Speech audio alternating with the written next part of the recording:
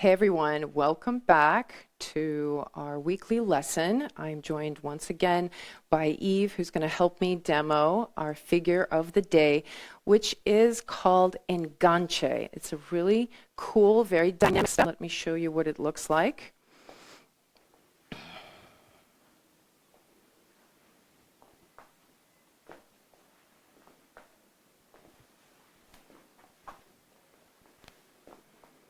So I'm showing it from different sides, but it basically involves a leading of the follower to swing their leg around and bring it into this back cross.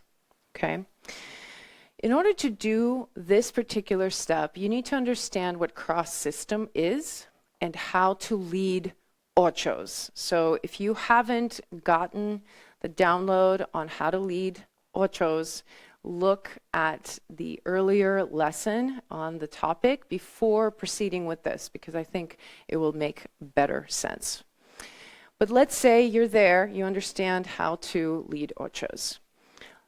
When you're leading ochos in cross system, we've talked about it a lot from walking, and that from walking you should be able to change systems and proceed with these small ochos. So I'm going to slow these down. Just notice where my feet are going. My foot steps in line with my partner, kind of on this parallel track, and then it steps on the other side here.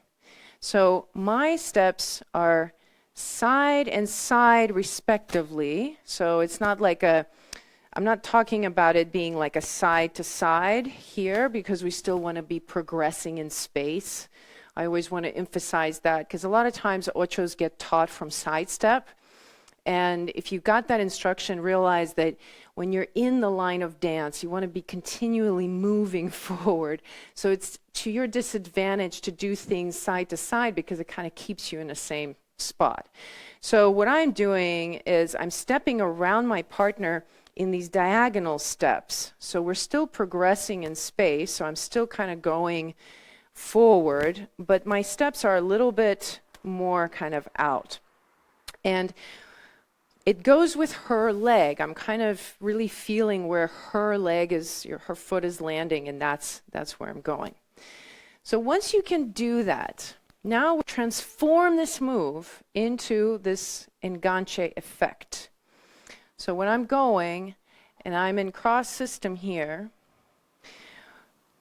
when I go to this side, so let's say this is her left foot coming back, and instead of me coming into that next side step, I'm just going to stay where my foot was. Her leg sends out, and then before she's able to take that next step, I pull back. And then we walk out. I'm going to show it again so you can see it more clearly from this angle.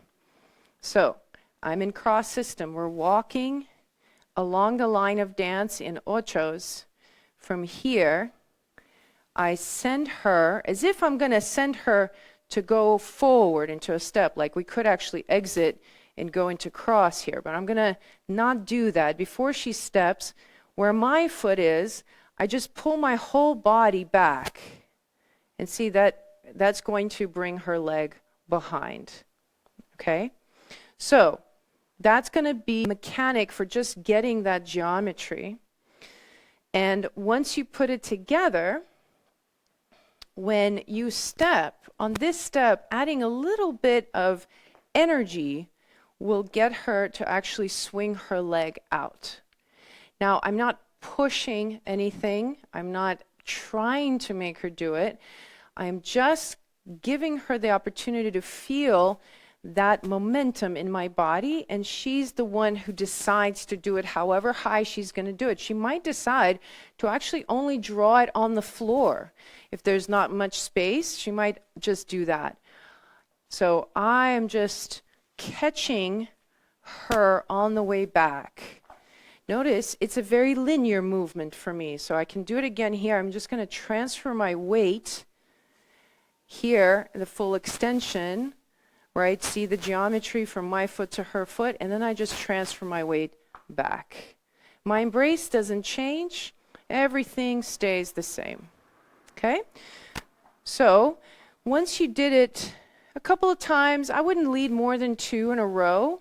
With the music, of course. You want to look for an opportunity to do it. Do a couple of them, or you can just do one, and then just walk out. You can walk out into cross and proceed along the line of dance. Quick note for the followers. When you bring that leg behind you, you want to make sure that you soften your standing leg and think about your knee going into the other knee. So like this. Okay, so it's like it kicks the knee slightly forward. You don't want to force the knee to be straight and try to kind of force the cross. So soften the knee to bring the foot forward. And this is a question I get a lot, whether, you know, where's that foot going to land next to the other foot? And much as possible, you're bringing it so that your ball mound is next to the other ball mound, because you're going to be transferring weight to it and stepping back. So as much as you can approximate that, the thing you want to avoid is to cross in this way, where this foot is much further forward or much more to the side. That can be kind of a destabilizing to your axis and kind of hard to get out of it. So try to think that the cross is about a softening into the joints, and it's down rather than up, okay? And that will help you to come out of it and not get off balance.